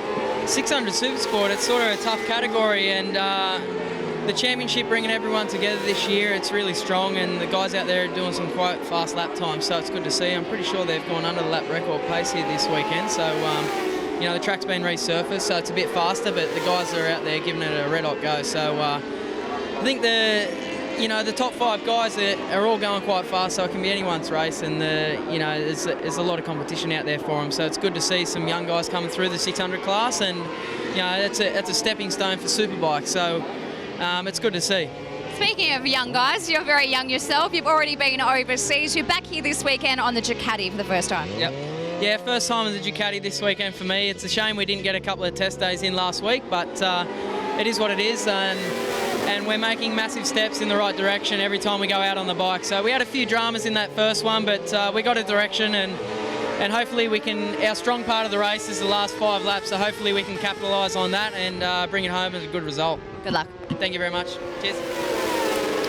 Thanks, Emma. Great to hear from Josh Hook as well. Of course, has done great things in 600 Supersport racing over the years, but we just saw Jake Pretty have a bit of an incident there with Giuseppe Scarcella, and unfortunately Giuseppe has gone from battling for 11th position back to 20th. Yeah, Giuseppe said at the start of the weekend it wasn't looking good for him, broken thumb and a couple of crashes. Well, it's gone from bad to worse for him, but at least he's still out there and circulating, so he can at least get some miles under his belt. Poor old Giuseppe Scarcella. Well, back to this battle now between Sam Lambert on 21 and Mark Chiodo on board bike number 12. They've been going at it for pretty much the entire race distance, because halfway through the first lap, Ted Collins has made his intentions quite clear. and he already had a 1.8 second lead after the first lap. That lead is now out to about 5.7 seconds. And Collins, the fastest lap of the race so far, half a second faster than anyone else. In fact, Sam Lambert is the only other rider to get into the 23s in this race. So Ted Collins in a class of his own at the moment, 24.8 on the last lap, only fractionally faster than Sam Lambert and Marchiotto. But when you've got a 5.9 second lead, Steve, there's no sense in doing anything stupid with 2 laps to go. No, absolutely. I mean, he would love to get a perfect weekend here this time out. And look at Marcus now, Kyoto on the Triumph. He is really putting everything into this. It almost looks like he's got a little bit more corner speed than the number 21 man in front, Sam Lambert. And he's looking for a way through up the inside. Thought he was through there. The camera angle. Oh! Marcus out of the seat. No, he's doing it deliberately late because, like we've seen at this circuit, you've got to line your passes up 1 or 2 corners beforehand. You just can't sit behind someone and think, I'm going to overtake him, because it's so twisty through this part of the circuit. You actually have to change your line and try and nip underneath them, and normally it ends up with a bit of argy-bargy. Oh, we've got a faller. Sam Condon on bike number 64 is down. And just looking, that looks like it's at the entry into the YMF corner at the start of the S's there after Suzuki corner. Hopefully his bike is far enough off the circuit. Actually, it's all the way out to the tyre wall. Here's a replay of it now. Oh, I just lost the front. Oh, so lucky not to take out Mason Coote there, and Tom Taparis right behind. Had a perfect view of what happened. Yeah, Taparis was lucky there that he wasn't just a foot further forward, otherwise he would have got taken out as well. But nevertheless, back to this one, and look who's through. He's through. The number 12, Marcus Kyoto on the Repsol 675 Triumph, gets back in front of Sam Lambert on the R6 Yamaha. Well, wonder how much pace Kyoto's got in these last couple of laps on the Dunlop shod machine. Yeah, I reckon he's going to be looking pretty good because he's already pulled a gap, and he was definitely looking for a way through. Sam Lambert's bike, under braking, was moving around a fair bit more in the back. I was going to say, is that another rider off it? No, it's just the Sam Condon smoke haze from where he's gone off and disturbed all of the gravel trap there. Yeah, he's got to be careful. He can't pass there with the yellow flag out, and he didn't. But I think he's not concentrating on that. He just wants through. Don't leave any room, Marcus, because Sam is there to attack. And attack he will. Well, in sharp corner, perfect place to attack. But 1.5 laps to go for this second and final Motul Supersport race for the day. Ted Collins, looking to make it a perfect weekend, is out in the lead by 5.6 seconds as he came through intermediate number 3.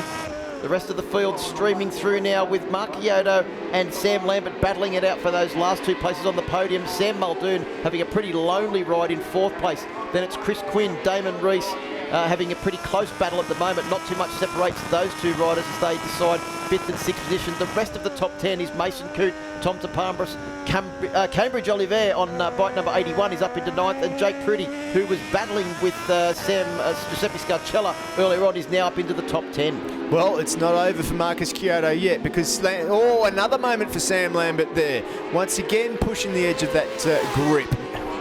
Well, a couple of warnings coming up for Sam Lambert there. It is the last lap, and I think Marchiotto has got enough of a lead now that Sam Lambert won't be able to make up that difference as they come down into the start of this really twisty section at the end of the Suzuki sweeper. Look at the different styles between those 2 guys. I mean, Marcus Kyoto just about gets that elbow scraping on the ground. But look at Ted Collins. He's backed it right off now. He's backed it off a lot, actually. Actually, on his last lap, he did a 26.2, did Ted Collins. So the lead is starting to come down. It's down to 4.2 seconds as they came through the second intermediate.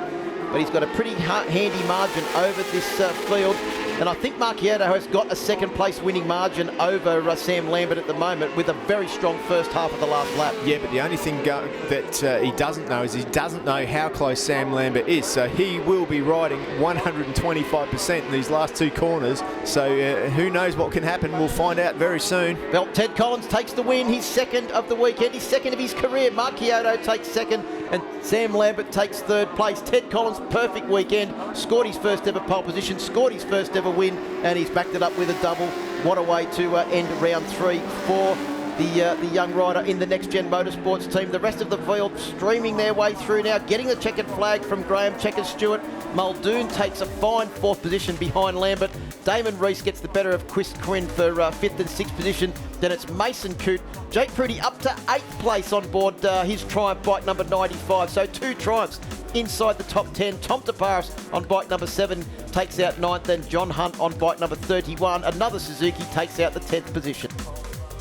Next Gen Motorsport and Traction Control Suspension team have worked so hard here, from testing, practice, qualifying, the races. We topped them all, and I just can't thank them enough. They've given me the best bike to ride, and I just love riding.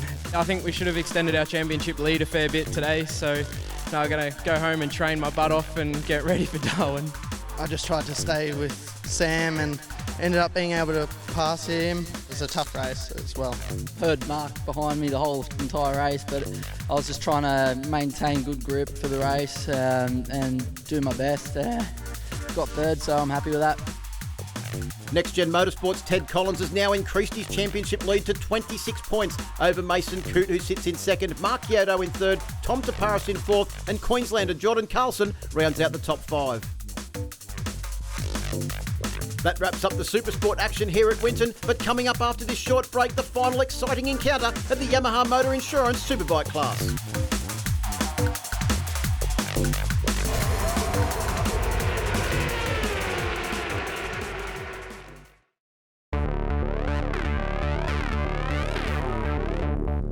Great to see Matt Walters aboard his Kawasaki and a part of the 2017 Championship private tier team, family team as well.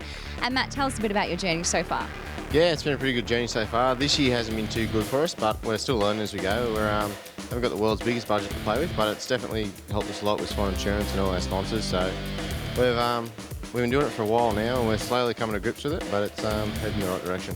It's obviously been a bit tough. You know, you are a private tier team going up against those factory teams. Yeah, it's definitely like we're restricted with testing and all that, just with budget simply, but it's helped us a lot this year and we've moved forward with it. But the 2 tracks we've been to so far has been a real struggle for our bike, but it's still trying to turn it around, and we'll just try the best we can so far. Tell us a bit about the family involvement. Well, Dad used to try and race a little bit of Spudo when he was younger, and started off on a PW50 in dirt track, went to a couple of Aussie titles in dirt track, and then eventually got into a little bit of supermoto, and then we ended up racing road bikes on little Honda CBR 150s. And then went to senior ranks on a ZX6 and pretty much stayed in the Australian Championship for a few years. Was lucky enough to win a few titles, and we're here today trying to do the same thing.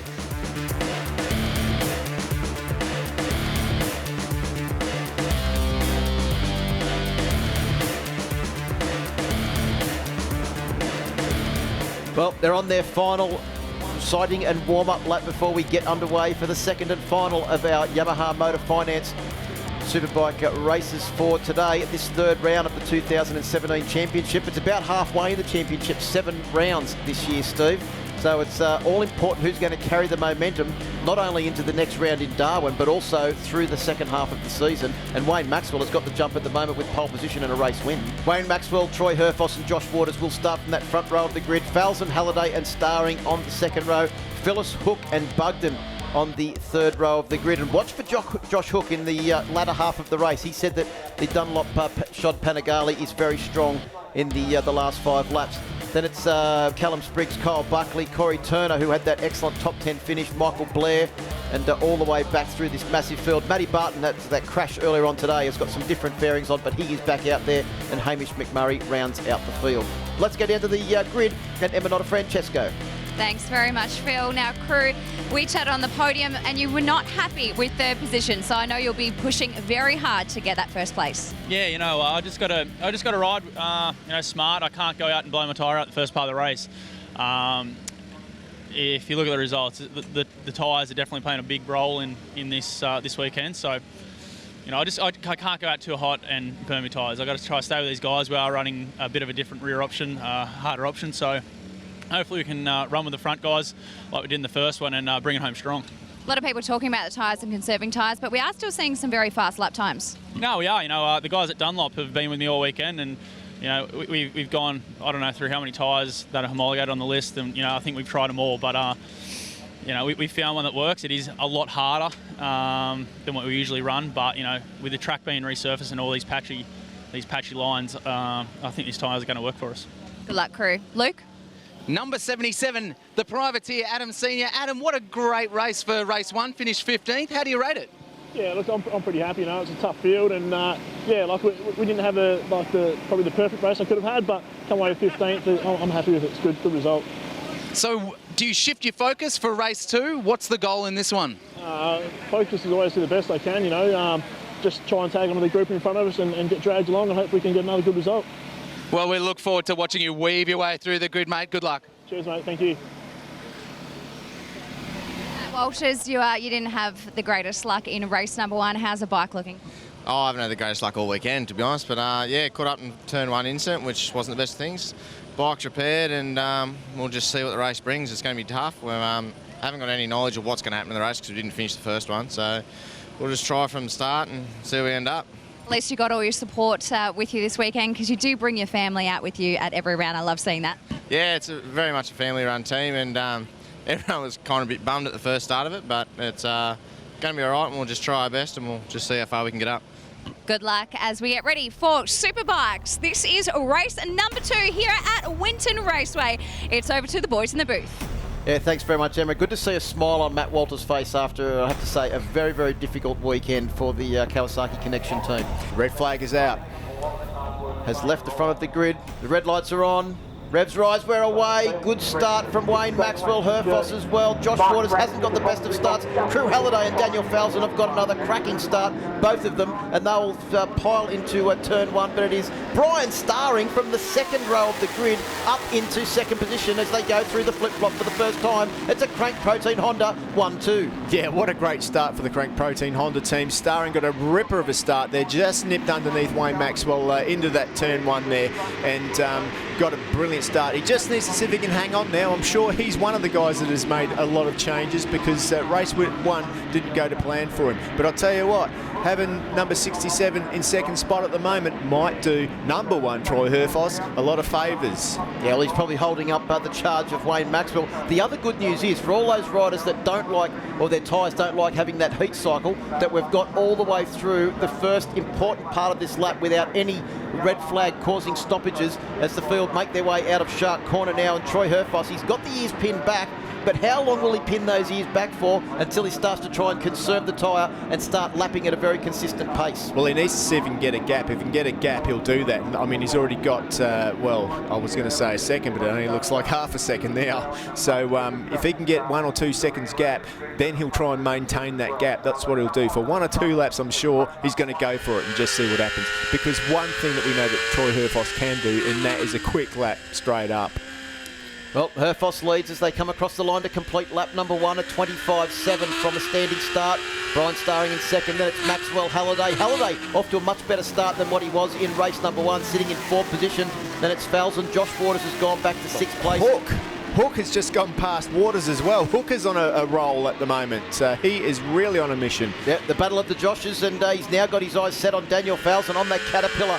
Yamaha right in front has Josh Hook. Impressive debut in his first weekend on board the Craig McMartin Prepared Races Edge Performance Panigale. Here comes Josh Waters back up the inside. Yeah, Waters wasn't having any of that. He says, hey, you're on a Bridgestone shod Ducati. I'm on a Suzuki with Pirellis. Surely I should be in front. And he is at the moment, but I don't think Hookie's going to be very happy with that. Remember, those Bridgestones are the tyres that probably should come good towards the end of the race. So this is the best start that we've seen Hook have all day.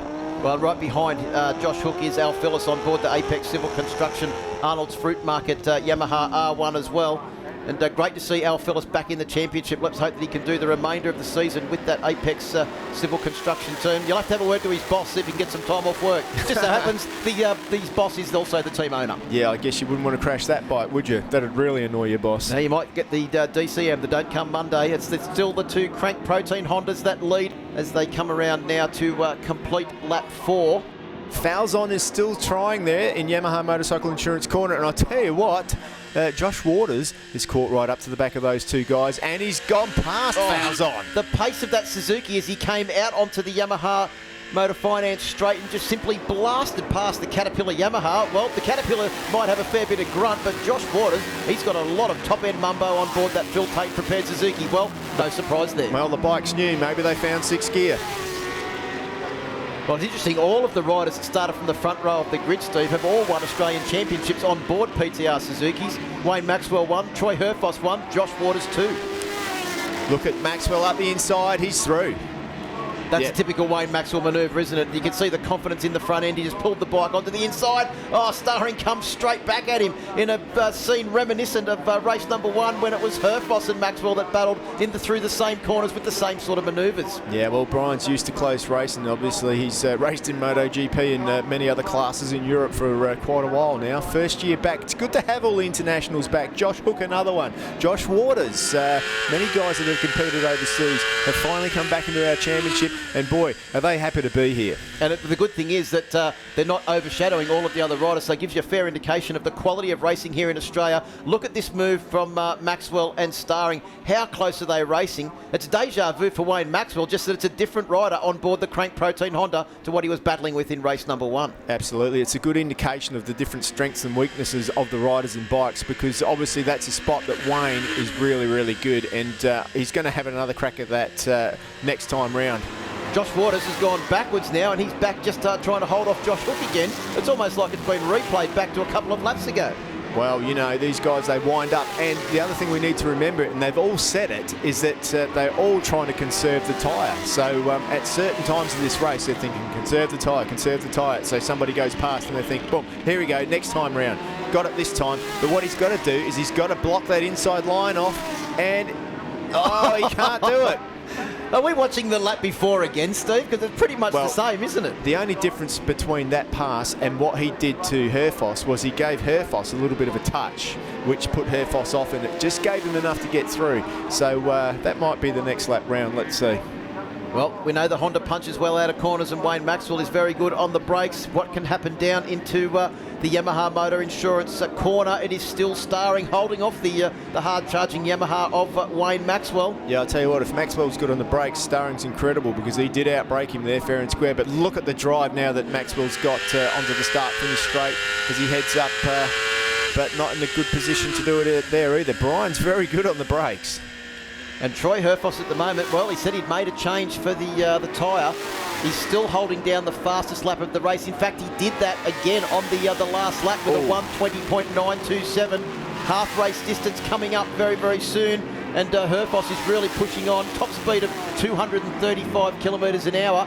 You can see that the Honda is a little bit down on top speed. Wayne Maxwell's top speed on that last lap, 5 kilometres an hour faster at 240. But the man on a mission, Josh Waters, 244 kilometres an hour, and Robbie Bugden, 245 kilometres an hour on board the Kawasaki. Doesn't matter how fast your bike is, if the guy leading the race has just done the lap record, which he's done, 1:20.9, the first man ever to do a race lap around here in the 1:20s. Whatever they changed on Troy Herfoss's bike is working a treat. And Maxwell is through now. Maxwell is clearly through on Brian Starring. So that little buffer has gone. Now we're going to see what Maxwell can do. He's going to have to ride like the wind if he's going to catch Herfoss this time round. Well, and hopefully his pit board lets him know that he doesn't have Brian Starring glued right to his ducktail. He's got a couple of bike lengths lead over the 3-time Australian champion Brian Starring on board bike number 67. Of course, he's won a 125, a 600 Super Sport and an Australian Superbike Championship in the past before heading overseas, as you said, Steve. But let's have a replay now of this pass. Once again, Maxwell set it up and got it done in Suzuki corner. Yeah. You can see Starring pulled to the inside trying to replay it, but Maxwell, very wide line and sweeping entry into the corner. That was a great move. Just took the inside tight line, quite risky, but Maxwell pulled it off beautifully. Wayne Maxwell's just done a 1:20.834, so he is on a charge. Done 2 1:20.8s in a row now. Oh yeah, and he's closed that gap down to 2.3 seconds. And now I reckon that Herfoss will be starting to get worried when he sees that he's doing 1:20s and someone's catching him. Well, the gap at the front is starting to close down, and just having a look now as our race leaders make their way down towards the bottom of the circuit. Yes. This battle is also starting to intensify, as well as Robbie Bugden has managed to get past Josh Hook, and he's now moved up into 7th position.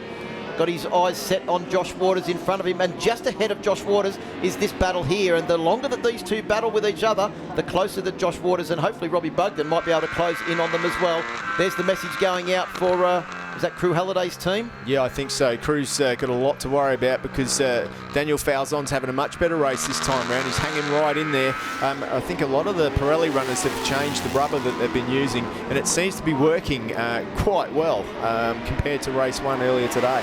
1:20.789 for Wayne Maxwell. He just keeps lowering this lap record. We saw the first ever 1 minute 20 lap, Steve, only a couple of laps ago, and every lap since then we've either seen a 1 minute 20 lap or a new lap record be set. I'm not getting excited until we get into the 19s now, so I mean 1:20.7, another lap record. That's what, 3-4 times this race? Yep, 2 for Wayne Maxwell, and he's done, I think he's done the last 4 laps all under the old lap record.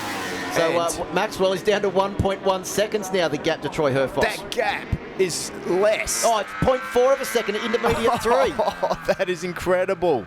Right, let's have a look, see where they are on track. Herfoss comes around down into the bottom end of the circuit, and Maxwell is closing right in behind. But this battle at the moment between the Panigale of Josh Hook and the Suzuki of Josh Waters is starting to heat up as well. You can see on the brakes there, Hookie was so deep into the corner.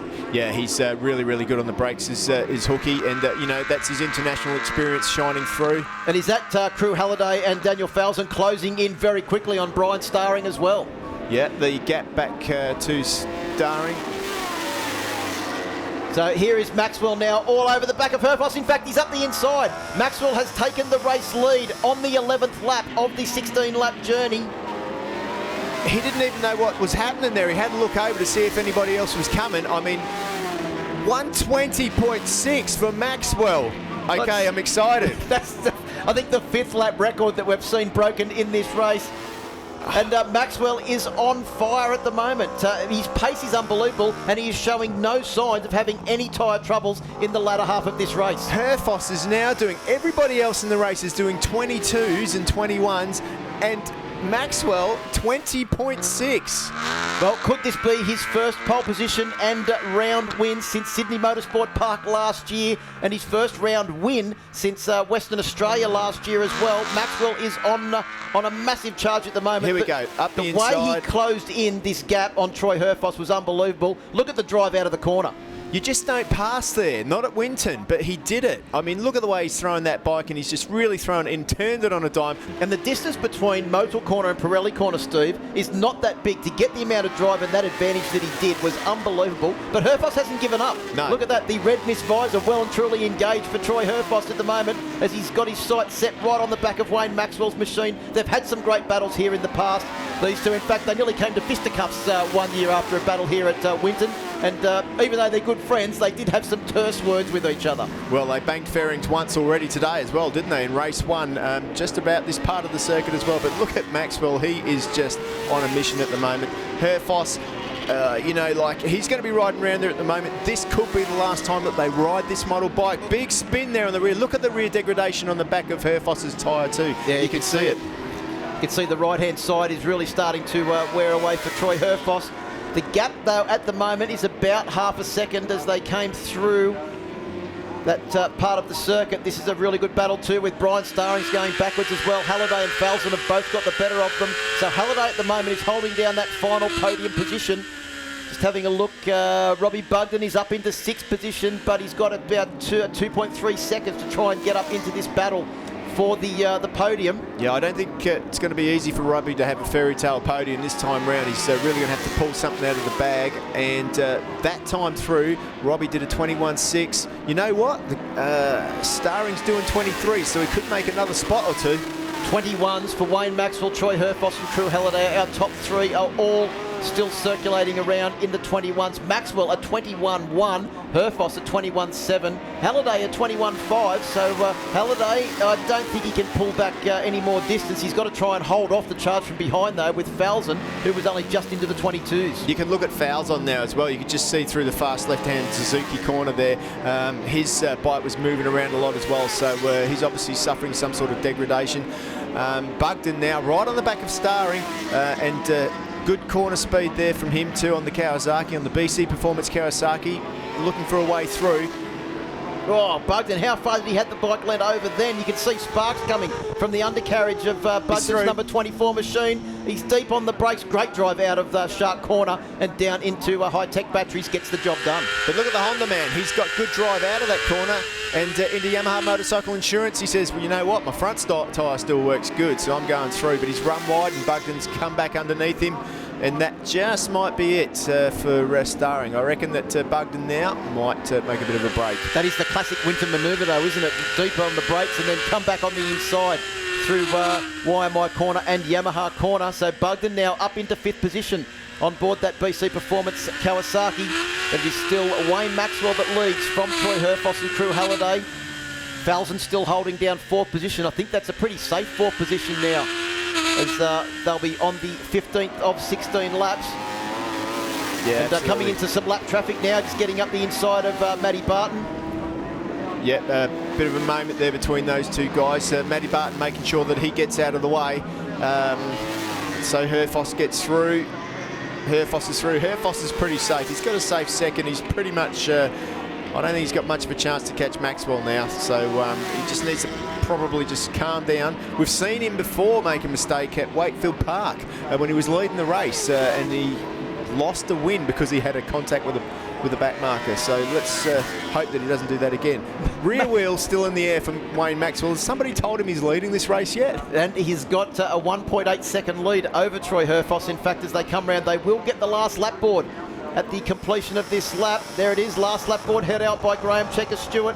Wayne Maxwell has got 1 lap of Winton to go to make it the perfect weekend on board the Yamaha Racing Team Yamaha YZF R1. Bike number 47. He's had a slow start to the season by his standards, Steve, but tell you what, he's bounced back at round 3 with a perfect weekend so far. Incredible. Pole position, race win, lap record, and perhaps a double race win, which will give him the overall win too. So Wayne Maxwell, incredible. I don't know what he had planned tomorrow, whether he had to go to work or not, but if he does, I think he should have the day off. Well, a 1:20.688 new lap record for the Yamaha Racing Team rider. The previous lap record coming into this round was a 1:21.8. So he's taken 1.2 seconds off the lap record. Oh, Bugden out of the seat. You can see how keen he is to try and haul back that distance to Falzon in front. But I think it's too much to ask with only half a lap to go for Robbie Bugden, but he wasn't going to give up trying the Queenslander. No, I reckon that's pretty safe now for Daniel Falzon. There's not much in it now. Crew Halliday's just ahead there though, so you know, I don't know how much Crew's got left in him. It's not over yet. Well, final 2 corners for Wayne Maxwell. Drives out of Yamaha corner on his Yamaha to take the win. Perfect weekend for Wayne Maxwell. Checkered flag greets the rider on board bike number 47. His first round win of 2017. Second place will be Troy Herfoss. Good points for the championship, and Crew Halliday will take 3rd place with Daniel Falzon. Another solid 4th place finish for him. And tell you what, that's going to keep him very, very close to that championship lead. The Yamaha Privateer. Another good battle happening here. Look, Corey Turner on 52 just getting the better of Cole Buckley, and another strong result for Corey Turner. He'll finish in 9th position. He will better his performance in the previous race. Actually, no, I think Cole Buckley, got him on the run to the flag. And Wayne Maxwell and Crew Halliday celebrate a double Yamaha podium. Yeah, what a great result for Team Yamaha here this weekend, and also the Privateer Yamaha team of Crew Halliday. But Maxwell, a 5.2 second victory over Herfoss. Crew Halliday, another podium for him in 3rd position. Falzon, Bugden and Hook in 4th, 5th and 6th. Brian Starring in 7th. Josh Waters in 8th, Kyle Buckley in 9th and Corey Turner in 10th. And that was a great race between those two at the end. But let's go down to Em. She's with our top 3. For the first few laps, nothing was happening, and then as the gap gets smaller, it seems like you're catching them more, so it gives you more enthusiasm. And luckily, I got to him, and I was managed to pass him straight away. I was lucky enough, and yeah, I don't know what to say. My guys at Yamaha, we've probably been written off a lot, I guess, after the end of last year. And Warren, Jamie, Kev, all the guys at Yamaha, Ray, John, Jeff. There's a whole many people there that makes up Yamaha. And yeah, they didn't stop believing in me, and this one's for them. I took a gamble at the start and was like, okay, I'm going to see if I can hang on with a gap. And then when he caught me, I realised I wouldn't have much fight. And by the time he caught me, it was just when I was starting to really struggle. But really big thank you to the Crank Protein Honda team. they've done a great job, and we come here with a plan to the test in the start of the weekend, and we realised halfway through the weekend maybe that wasn't going to work out. We need a bit more sun. The tyre was a little too hard at the start of the race, but I knew I was looking over the track and seeing Wayne and Troy, and they were at the same distance at the end of the race, but they were just too fast at the start of the race, and hats off to them. I had a terrible last round, and it's good to get on the podium overall as well. Can't thank the team enough, Dunlop, all the guys, so thank you. Daniel Falzon on the Caterpillar Yamaha still leads the championship by 9 points over Maxwell and Herfoss, that are now tied for second position on 130. Robbie Bugden's holding down fourth position, Brian Starring in fifth, and Josh Waters on the Suzuki X-Star machine rounds out the top 6. That wraps up another sensational weekend of racing right here for round 3 at Winton, and we want to see you again that next round, Hidden Valley Raceway in Darwin, the 7th to the 9th of July. Make sure you put those dates in your diary. A big thank you to everyone for watching, to our team, our sponsors, Phil Harlem and Steve Martin in commentary, and also Luke Heismans, who joined us here this weekend. I'm Emma Francesco. Make sure you stay up to date with everything ASBK at asbk.com.au. See you next time.